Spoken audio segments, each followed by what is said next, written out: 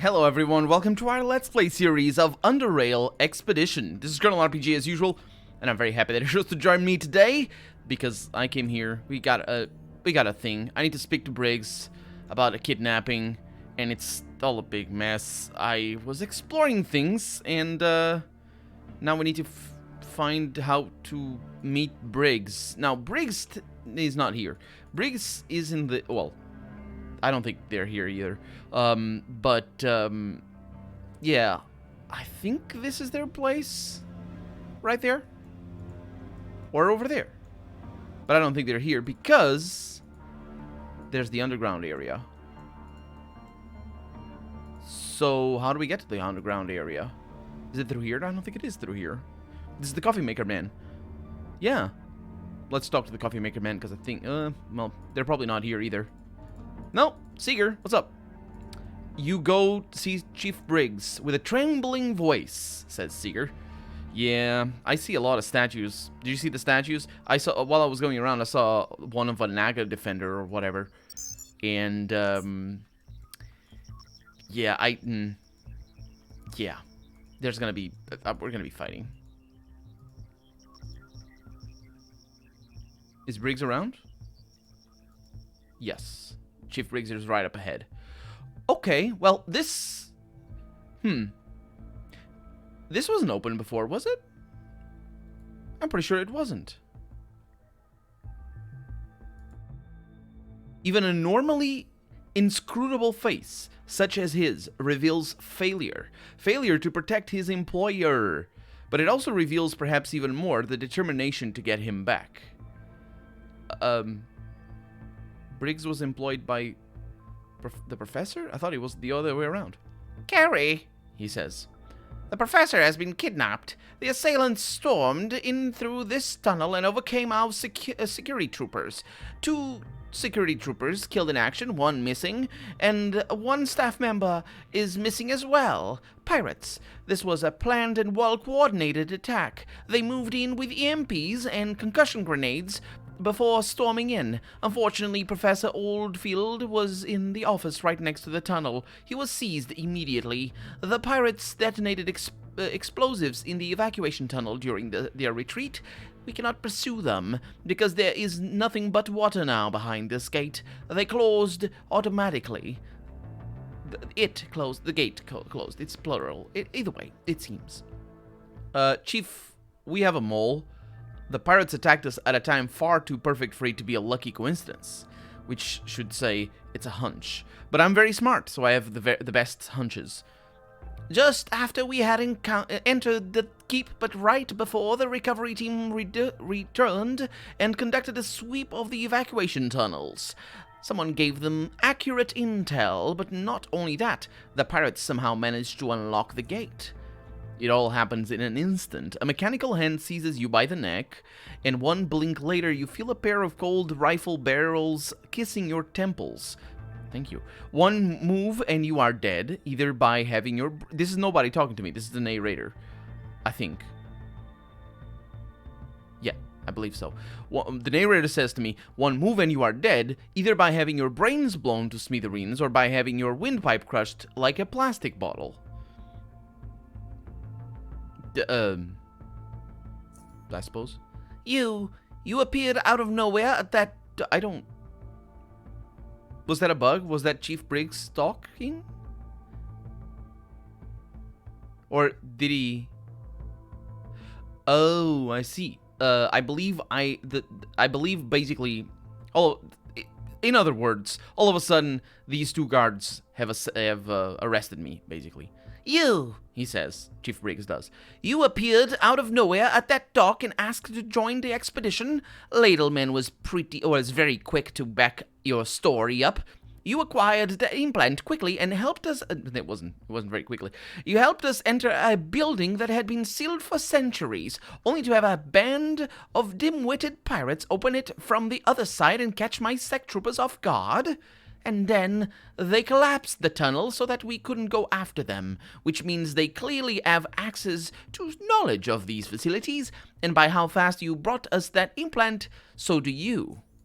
We haven't received a ransom note yet, or anything of the kind. Was that your job, or someone else's? Ladlemen's? Are the laborers involved, too? What other machinations are unfolding right now? When is the next backstab coming? He pauses, staring at you with that determination from before. I will let you speak, but if you move anything but your mouth, you will die. Will I, now? Well, I want to see what happens. I die. I like it. It's good stuff. Probably resistible, but that is a very nice weapon, it seems. And I say multiple consonants right after the other, and things that work like that for sure. Let's see. I had nothing to do with this. Put those guns away. You saw right through me, Chief, because I'm a pirate. No. Yeah, let's go with this one. Put those guns away, you bastards. Are you derailed? I am on your side. The Chief motions to one of the guards. Such a... After going through your gear, the guard turns to the Chief. Nothing, sir. She's clean. Chief, sir, I understand what you're going through right now. I really don't. Now, actually, he's not going through. He comes across, his character comes across as if the writer intended to make him seem like he's an opportunistic person, and he didn't like me from the beginning, and he's now wants to kill me, and he's just taking the opportunity. That's what I get the impression that the writer wanted to hit for Chief Briggs to feel like, and mostly that's due to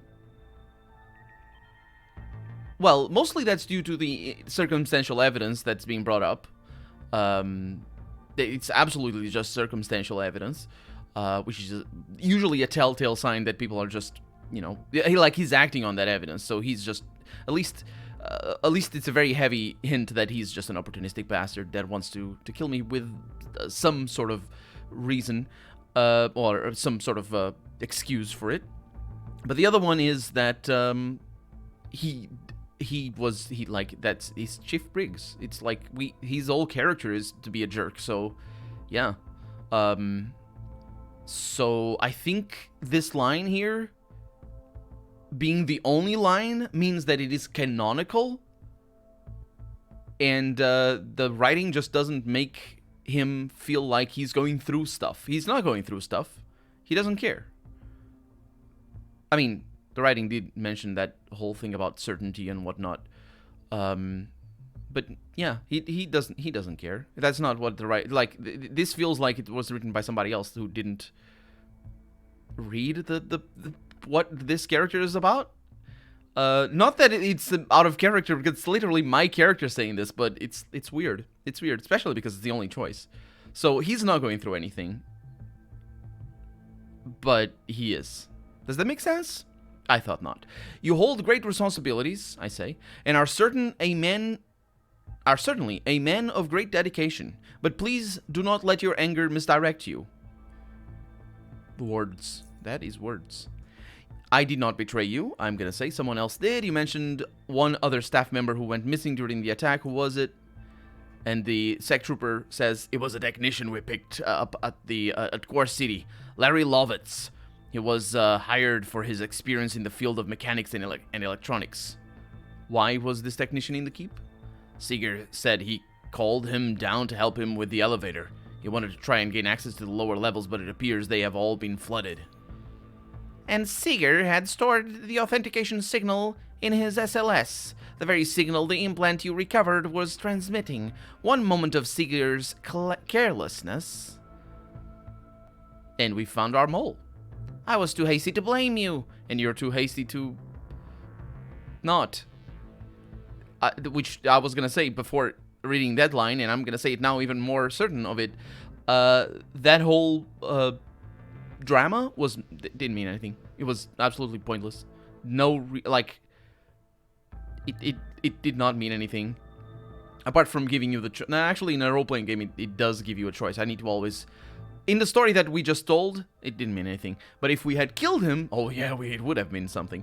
I probably could do that, but I'm pretty sure the rest of the party would, you know what? Let's give it a try. In a little bit. The rest of the group, you know, was gonna turn on me. We'll find out. Let's see. I lost sight of everything else. This technician, Siga, it is all so obvious now. How did Siga evade capture? He was on a lunch break. You have those? Good for you. Now what, Chief? How do we get the professor back? We either seek to negotiate or we infiltrate their base and rescue him. Directly attacking them should be our last option, but even infiltration holds great risk to our unfamiliarity with... due to our unfamiliarity with the terrain and professor's location. And the professor's location.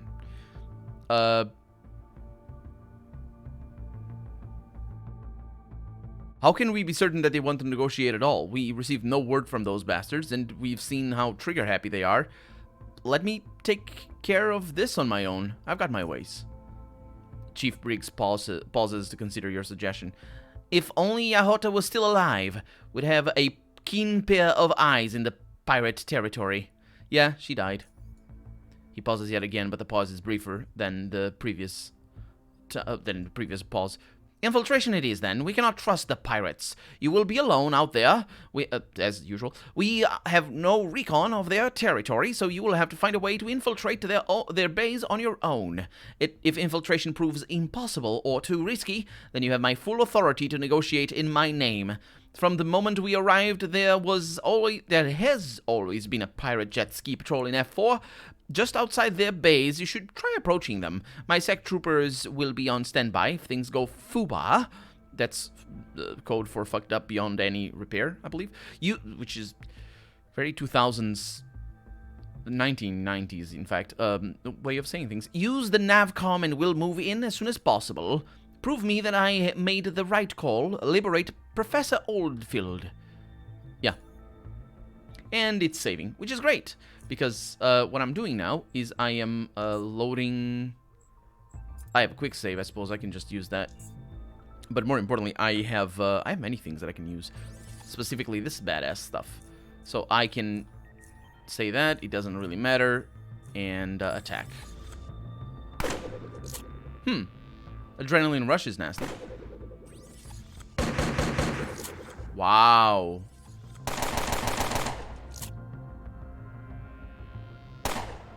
He missed! Oh. Well, I am naked at the moment. They all have shields, which is not that big of a deal. I have last stand. Somewhere. Is it shift? Yes, it is. This doesn't use up any action points as far as I can tell. I'm suppressed. The hit chance is reduced, action points reduced, move. Okay, not a big deal. I have psychotemporal contraction. Probably should have used it before. That's good. I believe this doesn't work in my favor here. The problem is... let's see what happens. Yeah.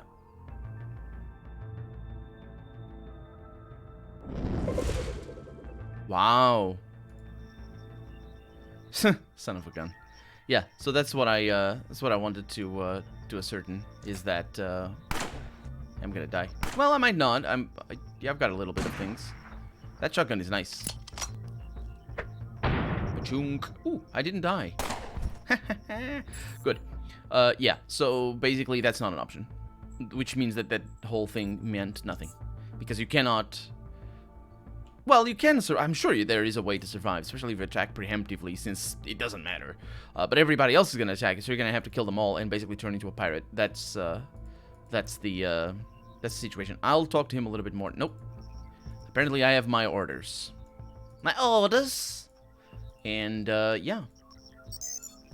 I just got a little bit... quite a lot disoriented when the game said that whole thing about the windpipe, plastic bottle, and whatnot.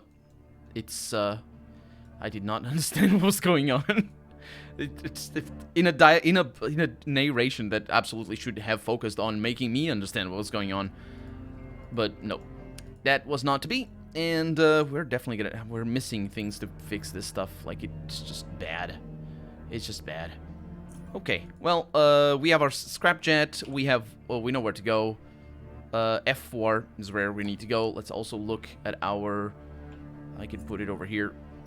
So I remember E5, which means F4. No. F4. Yeah, we can do this.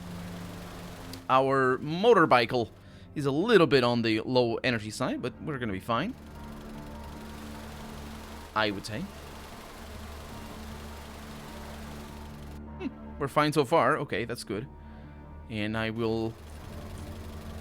Pirate sprayers. Yeah, we got this. We're probably going to have to fight them, but that's beside the point.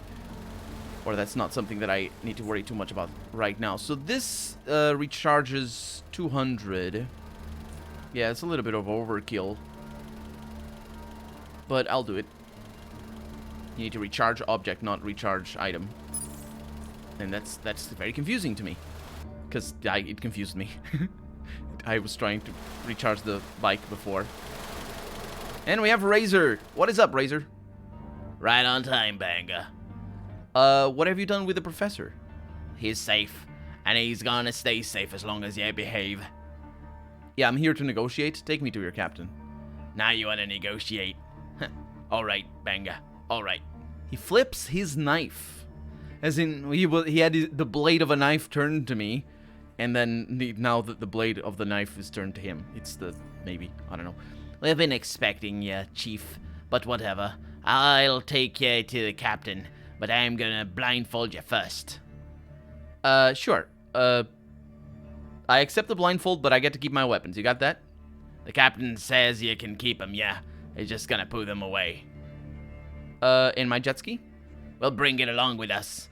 Don't want to let it drift away somewhere now, don't we? Let's go. Yep. I assume you're gonna put the weapons away first? Or you're gonna do the job of putting the weapons away first? Because I didn't do that.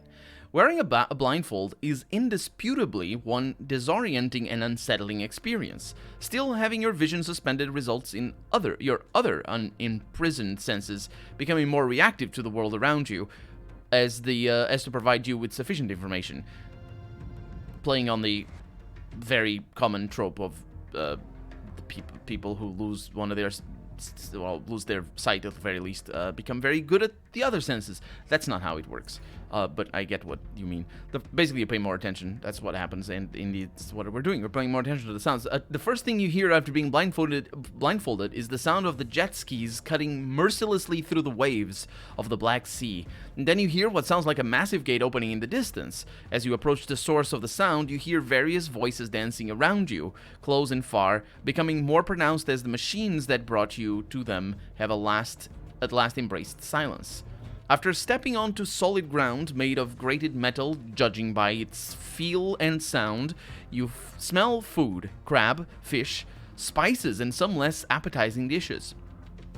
You also smell gunpowder, sweat, dirty socks, dog excrement, gasoline, electrolyte, and a myriad of other odors all mixed together. You smell a human settlement, and you are walking, or being tugged, more accurately, right through it. The voices follow you, but only up until you climb a flight of stairs and step into an unstable echoing place. A hand lowers your head so that you don't hit anything while entering this building. Your nose has been treated with rather insalubrious smells since you have arrived to this community, so it comes as a bit of a surprise when you come into a room filled with some kind of herbal fragrance, because the rest of the place didn't have plants. One you can't exactly identify. The occasional alcoholic notes that linger in the air you can recognize easily, though, as well as the smell of a live bat. Sure, I can recognize the smell of a live bat.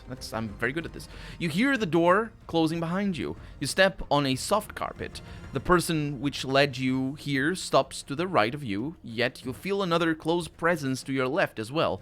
And then after a moment of silence, you hear the third participant just in front of you. Remove her blindfold. The voice is male, somewhat higher in pitch, but darker in quality. I'm not really sure what that means. Smooth and clear, but for a slight lisp that you might not have even noticed if in a more normal sensory state, which is it's not whatever. Without delay, the person on the left touches you. Hold still, yeah.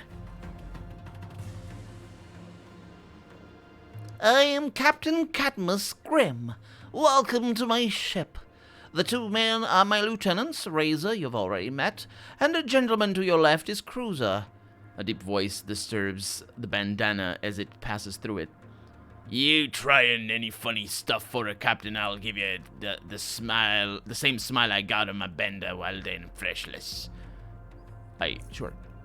Now, Cruiser, this person is no dry-foot thug. She came here as a negotiator. He shifts his eyes to you. But I'd need his advice if I were you. I'd heed his advice. If I were you, I'm gonna say nothing. Well... where's Professor Oldshield? What have you done with him? He is safe. The other two, the sect trooper and the fat one, who cannot be a sect trooper because apparently that's how it goes, have succumbed to the wounds they received during the fight. We had to abandon them in the tunnel, which is now, well, an expansion to the underwater habitat. The professor, however, is just a little shaken up but unharmed.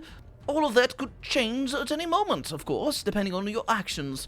As long as you and your comrades keep things civil, no further blood will be shed. Well, speak of civility yet, you abducted a helpless man while spilling the brains of men who defended him. And even as I come here, the first words coming from your lieutenant's mouths form a sadistic threat. If this is what you call civility, Captain Grimm, then the bar is far too low for me to reach, and you need not worry. He smiles slightly. Captain Grimm does. I have to admit that your observations are sound to a degree. And then the smile vanishes. However, I strongly disagree with your conclusion. This expedition of yours has brought a lot of trouble, not only to us, but them as well. You invade someone else's territory, armed and dangerous, flaunting your disregard for anyone's interests but your own. What did you expect in return? Hospitality? Tolerance? Not only have your patrols confined us here, but the tribesmen, the scalers, which you had agitated, are all over the Black Sea now, more keen on drinking human blood than their mother's milk. You people have kicked the hive, so to speak, with all your might and awakened a swarm that threatens to devour anything that gets in its way.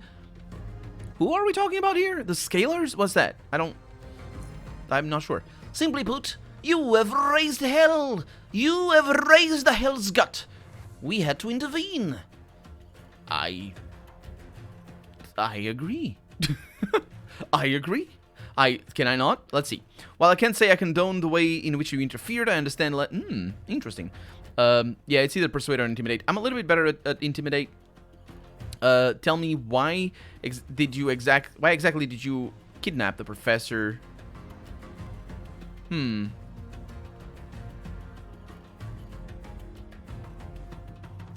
While I can't say I condone the way in which you interfered, I understand what led you to act like that. Know that I will do my best in trying to reach an agreement with you that will satisfy both sides. That is good to hear, says Captain Grimm. Tell me, why exactly did you kidnap the professor? Did you simply want us to leave, or is it something else you want? We are pirates, my friend. We don't want things. We take them. I assume without want, he doesn't want the thing. He doesn't. Anyway, but sometimes things are outside our reach, no matter how close they might appear. Thus, it is not the question of what we want from you, but rather of what you can offer us in exchange for your beloved professor, of course. You understand me? Yeah, you haven't asked me why the expedition is here. I'm gonna say because it's an intelligence check. Well observed. Yes, it was an intelligence check. Thank you.